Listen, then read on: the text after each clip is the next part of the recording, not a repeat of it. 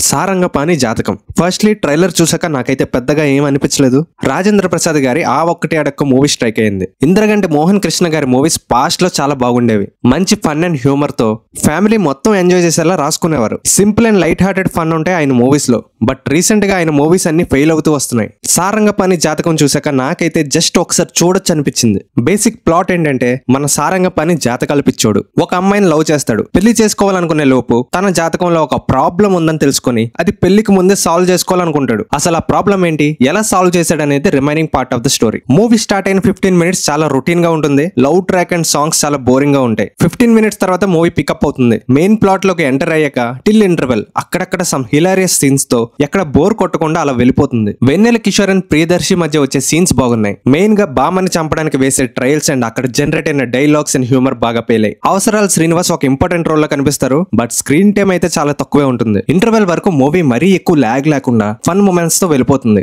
Okay పర్లేదు. Second half కూడా బాగుంటే మోహన్ కృష్ణ గారు ఈజ్ బ్యాక్ అనుకున్నా. బట్ సెకండ్ హాఫ్ దెబ్బేసింది భయ్య. కామెడీ లేదా అంటే ఉంది. వైవా హర్ష కూడా యాడ్ అవుతాడు. బట్ ఎక్కడో వర్కౌట్ అవ్వలేదు నా వరకు. ఒక మంచి logic less and mad fun అవ్వాల్సిన స్కోప్ ఉంది ఈ మూవీకి. బట్ రైటింగ్ చాలా డల్ అయిపోయింది. ఎగ్జిక్యూషన్ కూడా బోరింగ్ వేలో వెళ్తుంది. ఎందుకో స్టోరీని ఓవర్ స్ట్రెచ్ చేసిన ఫీల్ వచ్చింది. వెన్నెల కిషోర్ అండ్ ప్రియదర్శి చాలా ట్రై చేశారు. బట్ అప్పటికే రొటీన్ అండ్ ప్రెడిక్టబుల్ అయిపోయింది. ఇంకా నరేష్ అండ్ తనిఖీల భరణి గారిని కూడా ఇంకా బాగా యూజ్ చేసుకుంటే బాగుంది అనిపించింది. Second half single point agenda మీద వెళ్లకుండా కొంచెం డిఫరెంట్ గా ట్రై చేసి ఉంటే వర్కౌట్ అయ్యేదేమో. Performances wise as usual Priyadarshi and Vennela Kishore బాగా నవ్వించారు కొన్ని సీన్స్ వరకు. Viva Harsha is okay. Heroine పర్లేదు. డైలాగ్స్ అండ్ వన్ లైనర్స్ కొన్ని బాగున్నాయి. సెకండ్ హాఫ్ లో డైరెక్షన్ ఇంకొంచెం కేర్ తీసుకుని ఉంటే బాగుండేది. ఓవరాల్ గా మూవీ నాకైతే అక్కడక్కడ నవ్వించింది. అలానే డిసప్పాయింట్ కూడా చేసింది. ఒక్కసారి అయితే ఈజీగా చూసేయచ్చు. మరి మీకు ఎలా అనిపించింది? మీ ఒపీనియన్ ని కమెంట్ బాక్స్ లో కమెంట్ చేయండి. And don't forget to subscribe to our channel.